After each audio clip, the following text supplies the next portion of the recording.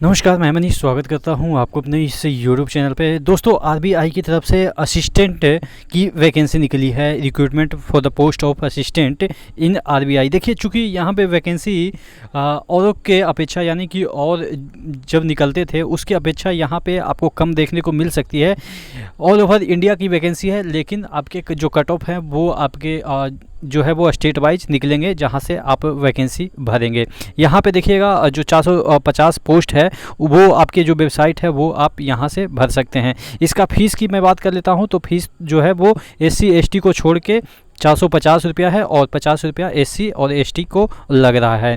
इसका जो date of examination है वो सब चीज़ दे रखा है कि कब से इसका फॉर्म भरा जाएगा। इसका फॉर्म 13 से भरा जा रहा है, 4 अक्टूबर तक फॉर्म भरा जाएगा। इसके जो प्रीलिम है जो आपके 21 अक्टूबर से 23 अक्टूबर के बीच होंगे और दिसंबर में यानी कि फर्स्ट वीक ऑफ दिसंबर आपके मेंस होंगे। उसके बाद इसमें आपके लैंग्वेज टेस्ट होंगे, जो कि वो आपके जो नेटिव जहाँ पे भी अप्लाई कर रखे हैं वहाँ के आपके जो लैंग्वेज है वो आना चाहिए। जैसे अगर आप गुवाहाटी के लिए अप्लाई कर रहे हैं तो वहाँ का जो असमीज़ भाषा है वो आना चाहिए, और बेसिक तो आपको और भी चीज़ें मतलब कि 2 भाषा कम से कम, एक नेटिव भाषा और एक ऑफिशियल जो लैंग्वेज यूज होता है आरबीआई में वो आनी चाहिए। ठीक है, तो 2 भाषा आपको एक्चुअली में आनी चाहिए। चलिए, अगर हम बात कर लेते हैं तो और क्या क्या चीज़ें दे रखी है जो हम यहाँ पे डिस्कस कर लेते हैं। देखिएगा, यहाँ पे वैकेंसी है वो डिस्ट्रीब्यूट किया गया है कि अहमदाबाद में कहाँ कितना है, बेंगलुरु में कितना है, भोपाल में कितना है, तो उसके रिस्पेक्टिव आपको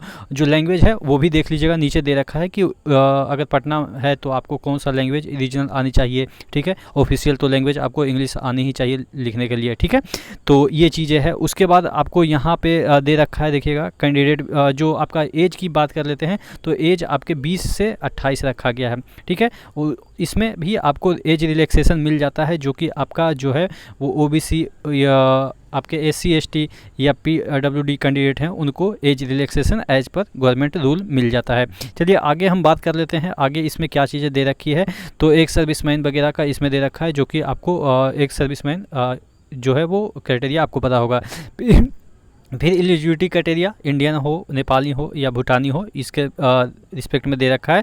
चलिए, तो और भी इसमें चीज़ें जो है वो मैं देख लेता हूँ कि क्या क्या चीज़ें दे रखी है। इतना सारा आपको नोटिफिकेशन में इतना लंबा चौड़ा देखने को इसलिए मिल जाता है। अच्छा, इसमें जो आप ग्रेजुएट हैं, सिंपल ग्रेजुएट हैं, वो अप्लाई कर सकते हैं, लेकिन वो उसमें क्राइटेरिया दे रखा है कि 50% मार्क्स होने चाहिए एग्रीगेट आपके ग्रेजुएट में।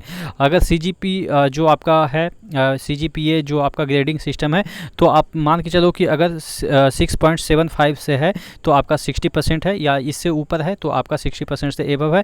यानी कि कहने का मतलब ये है कि आप 5.75 से एबव हैं या 5.75 है CGP, तभी आप अप्लाई कर सकते हैं, क्योंकि 50% क्राइटेरिया दे रखा है कि अगर आप 50% एग्रीगेट रखते हैं ग्रेजुएट में वहीं अप्लाई कर सकते हैं। चलिए, प्रीलिम की हम बात कर लेते हैं। तो प्रीलिम का जो टेस्ट है वो आपके इस तरीके से क्राइटेरिया दे रखा है कि 30 क्वेश्चन आपके इंग्लिश के होंगे, न्यूमेरिकल के 35 क्वेश्चन और आपके रीजनिंग के 35 क्वेश्चन। मैक्सिमम मार्क्स एक नंबर के होंगे और 1/4 इसमें निगेटिव है। इसमें कट ऑफ टाइम भी दे रखा है कि 20 मिनट से ज़्यादा आपको मिलेगा नहीं इसमें, और इसमें भी 20 मिनट, टोटल 60 मिनट मिलेंगे। ठीक है, तो इस तरीके से आपके PT होंगे। PT के बाद आपका मेंस होगा, जो कि आपके क्राइटेरिया है रैंक डिफाइनिंग का, यानी कि इसी के बेसिस पे आपका मेरिट बनेगा। तो इसमें आप देख सकते हैं कि 5 सब्जेक्ट है, reasoning, English, numerical ability, general awareness, computer, और सभी के लिए मार्क्स आपको यहाँ पे दे रखे हैं, और इसमें भी आपके निगेटिव मार्किंग है 1/4, और इसी के बेसिस पे होगा। और देखिए, लैंग्वेज जो प्रोफेंसी जो टेस्ट है वो सिर्फ और सिर्फ क्वालिफाइंग इन नेचर है, यानी कि आपको सिर्फ यहाँ पे देखिएगा, candidate professionally short listed for main in 1 line examination will have to undergo language proficiency test. The language proficiency test will be conducted in official language and local language of the state concerned. The detail जो आपका कौन सा language आपको आनी चाहिए ये annexure 4 में दे रखा है। ठीक है, तो ये चीज़ें हैं, आपको बस इसको क्वालिफाई करना है, इसमें कोई नंबर वगैरह आपको मिलेगा नहीं। चलिए, ठीक है, उसके बाद यहाँ पे आपको और नीचे जाते हैं तो यहाँ पे एग्जामिनेशन सेंटर है, जो कि आपके नियर बाई सेंटर पे ही मिलेगा। अच्छा, पे स्केल की बात कर लेते हैं तो 45,000 स्टार्टिंग है, 45,740 से स्टार्ट हो रहा है। अगर हम बेसिक पे की बात करें तो बेसिक पे तो आपका 20,700 ही है, लेकिन इसमें इंसेंटिव वगैरह मिला के आपके 45,000 प्लस बन जाते हैं। ठीक है, और यहाँ पे ईस्ट जोन वगैरह कहाँ कौन से जोन में कौन कौन से शहर पड़ते करते हैं ये इसमें दे रखा है। चलिए, और यहाँ पे अगर हम कुछ बात कर लेते हैं, चलिए देखिए यहाँ पे एग्जामिनेशन फ़ीस की बात कर रहा है 450 प्लस जीएसटी वगैरह वगैरह आपको लग जाएगा, जीएसटी जितना इस पे डिफ़ाइन किया होगा भारत सरकार।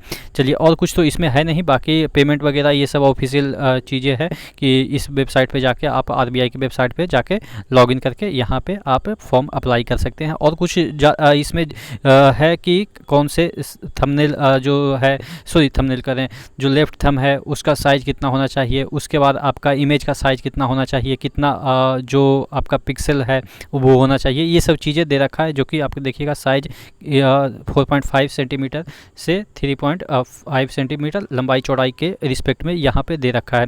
चलिए, इसमें एक डिक्लेरेशन भी आपको डालना है हैंड रिटन, जिससे कि आपका हैंड राइटिंग मैच किया जा सके बाद में, ठीक है।